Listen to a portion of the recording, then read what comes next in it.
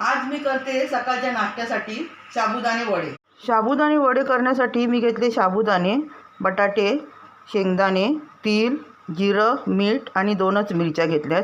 आता बटाटे मी शिजायला ठेवते, शेंगदाणे भाजून घेते आणि हे 3-4 तास तरी भिजले पाहिजेत। बटाटे ना शिजून चांगले मी बघा पेल्याने प्रेस करून घेतलेत, कारण का गरम आहेत ना। साबुदाणे घेतलेत भिजवलेले। आता हे शेंगदाणे आणि हे सर्व जे साहित्य मी घेतले हे सर्व आता मी एकजीव करते। तेल तापायला ठेवले। तुम्हाला ना तीळ आवडत असेल तर तीळ टाका, जिरं आवडत असेल तर जिरं टाका, काही पण टाकू शकता तुम्ही। आणि मीठ वगैरे जरा चेक करून टाका, कारण की वडा एकदा शिजला तेलामध्ये चांगला तळला आपण का मग त्याला चेक करून काय उपयोग आहे की नाही। मग हे मिश्रण सर्व एकजीव करतानाच मीठ चेक करा। असं आहे ना, सर्व एकजीव करून घ्यायचा, सर्व मिळलं पाहिजे ना। तर एका बाजूला साबुदाणे राहतील आणि एका बाजूला बटाटे राहतील ना, तर मग वडा बरोबर येणार नाही। आणि जरी आला तरी तेलात टाकल्यावरती तो फुटतो आणि मग हातावर तेल येणार, हात भाजणार, याची काळजी घ्या। आता मी मीठ पण चेक करून बघते।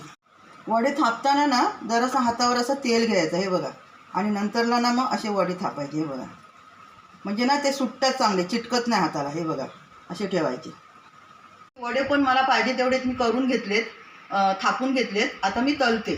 साबुदाणे वडे मी चांगले तळून घेतले। साबुदाणे वडे आपले तयार आहेत। मित्रांनो, छोटा व्हिडिओ असल्यामुळे ना मला पूर्ण दाखवता येत नाही। मी मोठा व्हिडिओ टाकला यावरचा, नक्की तुम्ही बघा आणि माझी रेसिपी कशी वाटली नक्की कमेंट करून सांगा मला। आता भेटूया पुढच्या मोठ्या व्हिडिओमध्ये। धन्यवाद।